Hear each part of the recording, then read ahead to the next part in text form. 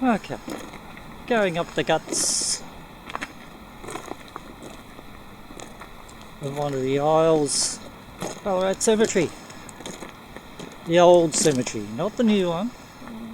Because Ballarat is really original with their name. The old cemetery, the new cemetery. Memory of Colin Ferguson. Died in 1890. Harold and John as well. And that's quite a nice looking headstone, that one actually. It's a pity it's come off its mooring, but we do have a lot of vandals here, unfortunately. Yeah, there's a couple of big ones. Go and have a quick look over here too. This is... That wasn't down last time. No, this is a recent bit of destruction. These ones here, unfortunately. We should call this vid the eve of destruction. Or the aftermath of destruction. This one's sad because this is an old one. This has been, look at the... Someone, Thomas Doon Thomas. Here's a name for you. Right down the bottom. Yeah, and unfortunately, it's an unfortunate thing we get from time to time. We get some rogue people. Are we going that way? I don't know. Or You're we going telling this the way? story. We'll go this way. It's an unfortunate thing that happens in some cemeteries, and Ballarat's not immune from it. Hey, Charlie. Got any? Took you long enough. It's quite a substantial one. It's the bottom of it, so if you can see through the white, the metal work there. Looks like the bottom of it's caved in a bit. These usually have gates on them. I don't think they've got one on this one. No. Oh, the gate's there. Oh yeah, okay. There is a There's a small gate. gated area there. Took you long enough, Charlie. Just getting slow, mate. So I've got some lovely headstones here, some old ones. Most of them here in this area are 1800s. And unfortunately a lot. As you see, come down, this is William Mary Bell. Yeah, William Merv? No, Mark. Yeah, Mary. Yeah, it says Mary. So it's William and Mary Bell. By the There we gate. go. Yeah, we've got nice little gates here. These were so the families could go in. Does it actually swing, this one? This? I think it's. Oh, yeah, no, it yeah, does. still opens. Yeah, they've had it wide up. Yep. That's probably because they're doing the restoration. Yeah. A lot of They them- are actually attempting to do some restorations here, but it's a hard call. Erected in the memory of Jane,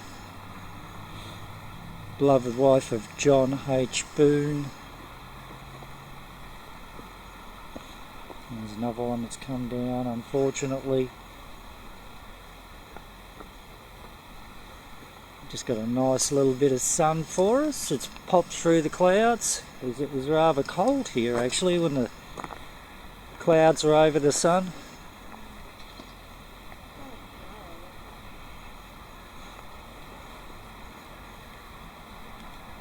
It's a sad thing to see, these broken ones, and you know, a lot of times it's kids or young adults. The nice thing though in this cemetery is that they do have little plaques here, like for instance this one, an Anzac nurse, a little storyline there, Sister Emily Pauline Cherry, in brackets Ireland, born in Ballarat, was in Tasmania when she enlisted with the Australian Army Nursing Service on the 18th of May 1917. She left Australia on June the 12th aboard the Multan, but upon reaching Suez, she was transferred to the 60th British General Hospital in Greece, where 1 in 5 of the nurses was Australian.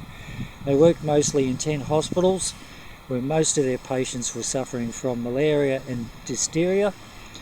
Sister Cherry developed rheumatic fever and was assessed as fit only for home duties or light duties. She was returned to Australia on the Canoana, disembarking on November 1917. She was discharged from the AANS in December 1918, and in 1920 she married Charles Alexander Ireland. So good on her. She had a little bit of an adventure, which is never good, a wartime adventure. But she managed to be able to come back here and get herself married. We need Jodie And to read the class. Elizabeth Jane Cherry We need Jodie. is on the main plaque there. And here we have Emily P. Ireland Mead Cherry, Australian Army Nursing Services. And she died at the age of 72, so she lived a long life. It's pretty good. We need Jodie to read the class. Let's put it back. Another one that's come from its moors again. This one here as well. Elizabeth Hamilton, James Ramsey, and John Hamilton, William Crawford, Margaret Crawford, and Elinard Adam. Elinard. That's a strange name. I haven't heard that one before. So Beth's taking one of her spirited dolls for a bit of a walk today. And where else would you do that but a cemetery?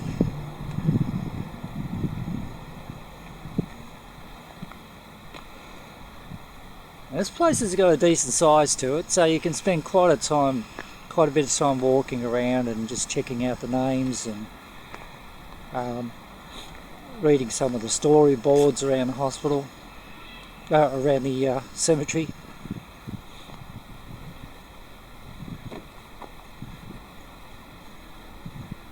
Nice little plaque there, Pierce Coban, who died 19th of January 1865, aged 29 years.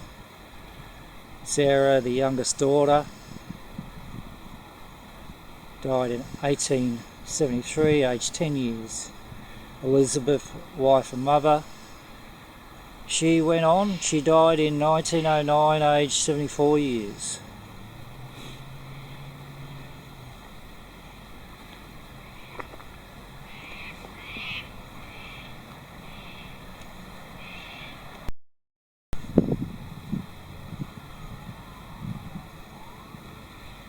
Another broken one.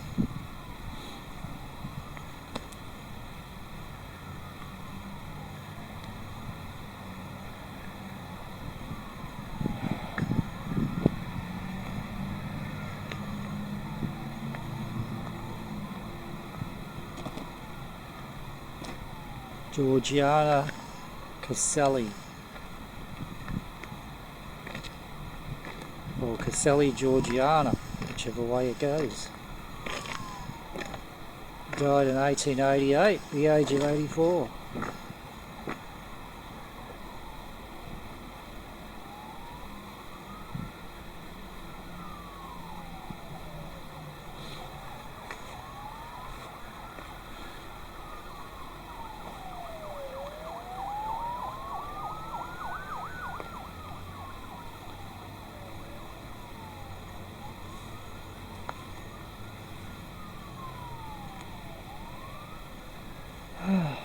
Sad to see these things, it really is.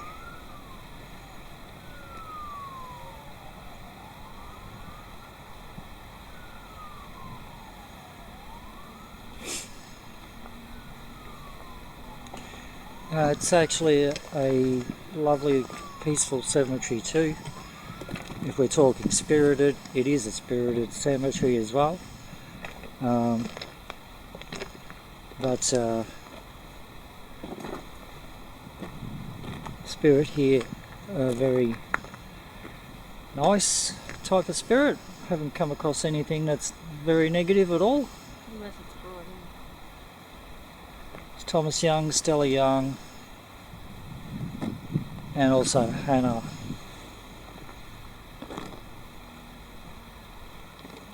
So a bit of a family plot there. Another broken one. Louisa Looks like it's locked. and Sarah and Richard. It's got a lock on it, you don't see And that. this one, yeah, you don't often see them with locks. This one's got a bit of a lock on it, Oh, that ain't coming and out that's anyway. rusted.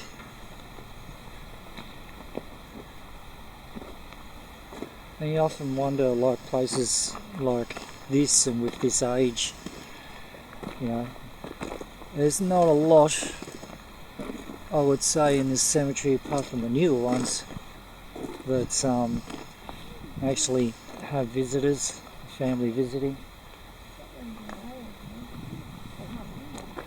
Oh yeah, there's a couple of flags in that one.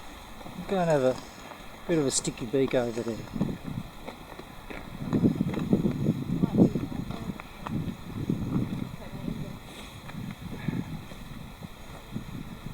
So many of these headstones down. It's like they just pick kids pick an area, or young adults, idiots, pick an area, and they decide let's try and push a few of these over. See how many we can push over.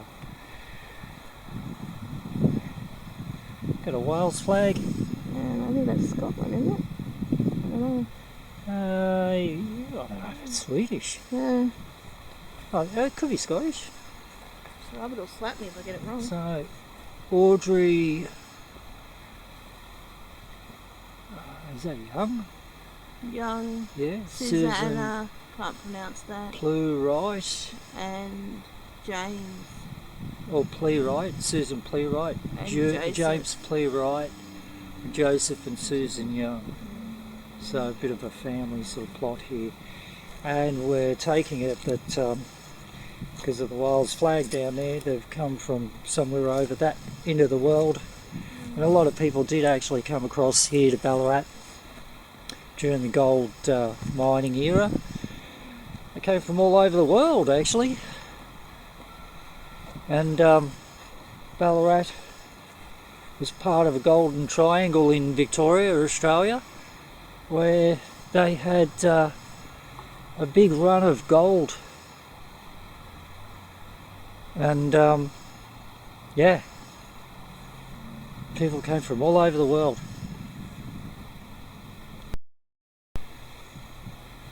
Nice grand old one. Grand one for the day.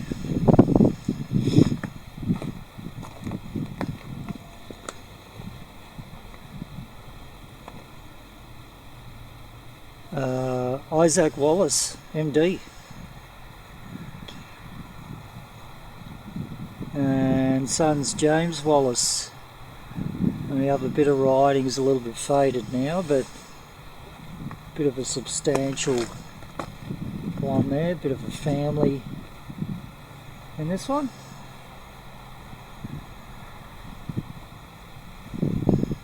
And again.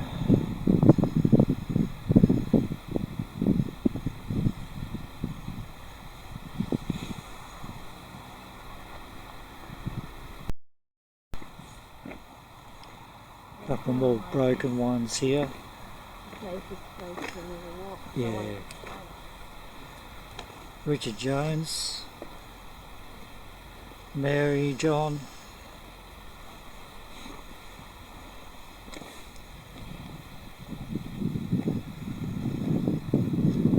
sort of walking into his son now, so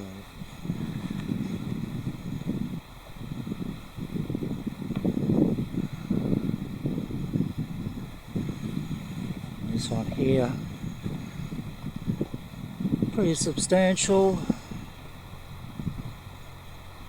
Rogers.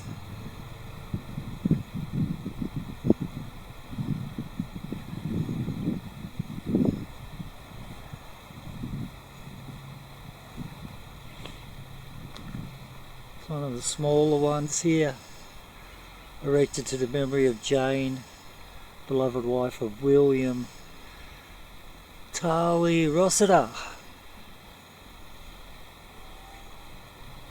And there's only just a headstone. The rest of it's just gravelled over.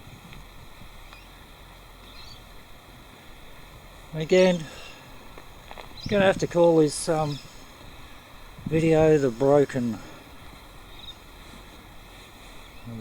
ones. You pick a name for it.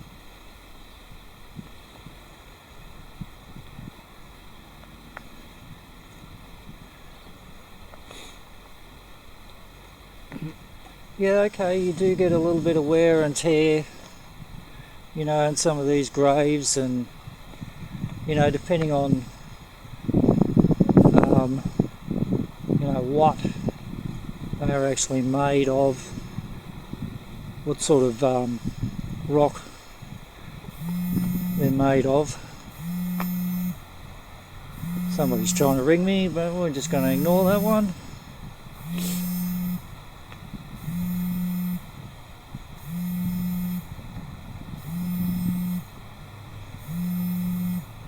We'll just carry on our little video here.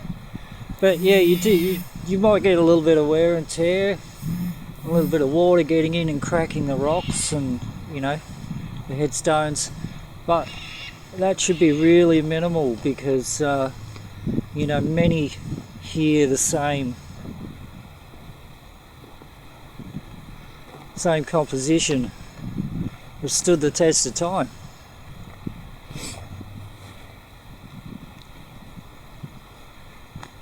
And it's unfortunate that you do get idiots around that like to show their brawn, I suppose, their muscle.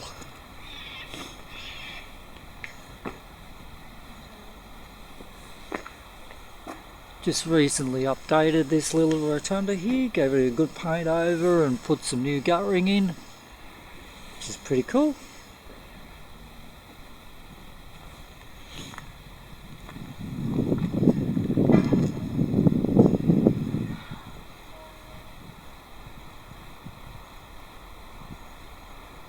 That section that I'm pointing my camera to right now is part of the Eureka's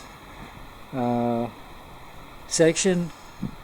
The Eureka being the gold mining era of Ballarat, and there is a memorial which you've probably seen on other vids. We have done quite a few videos here because it is a sizable place and there is so many different sections that you can walk around and just explore. And there's always some sort of story that you can find here. There's always little storyboards about certain people, their lives and such, and it's pretty cool. It's pretty cool, and it's a very calming place. Lovely little place even after dark.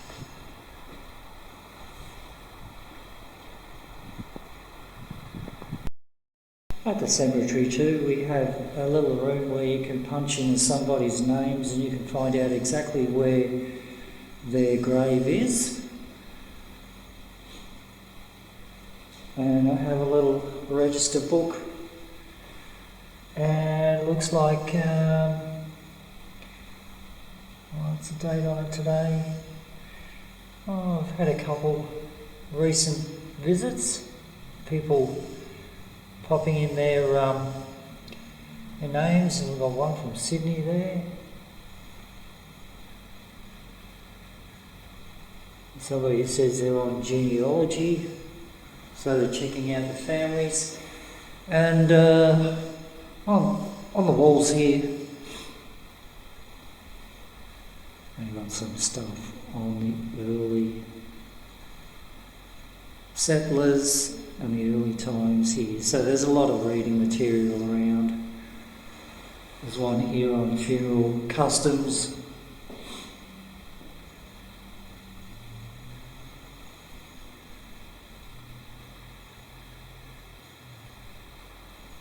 Aboriginal of the area as well. Stories on the Eureka era, gold mining era. Story about the Eureka monuments. People of Eureka. The gold era was a massive area. It built Ballarat. People come from everywhere into this area, and that's how Ballarat actually started.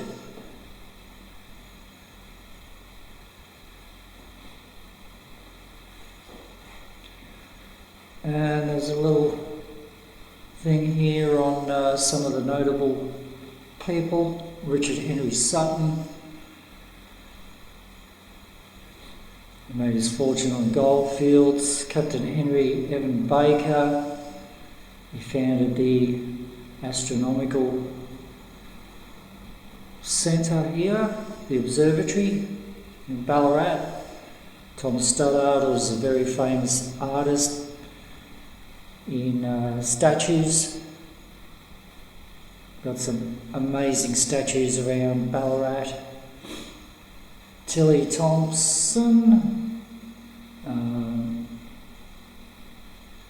who was a garment maker, and Henry Caselli. Henry. And he, okay, what did he do? He was an architect and surveyor, and he helped build the town of Ballarat. And here they're sort of saying they were digging the graves and they were finding actually gold as they were digging the graves. So there you go. Pretty cool.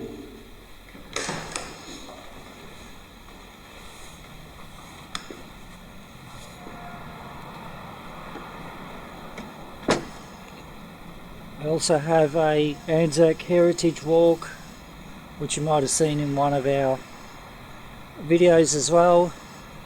Sort of did a little bit of this walk, or tried to find some of the story boards that are written up. There's quite a few just dotted around the place, but there is an actual heritage walking trail that you can actually take to read all of the boards.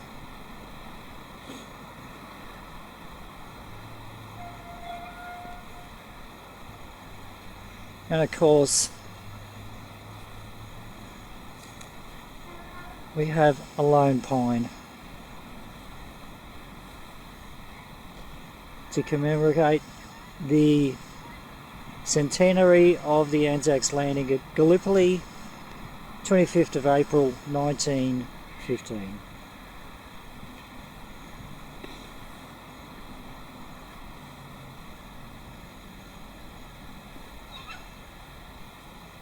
Always got to have a lone pine. A lot of cemeteries around this area, because there was so many people that went to war during the First World War and Second World War, not to mention some of the other wars worldwide. Local cemeteries around this district in Victoria always have a lone pine.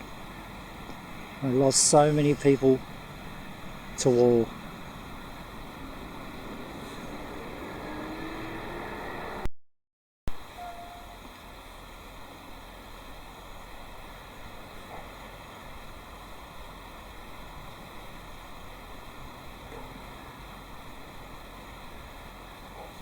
Ciao for now.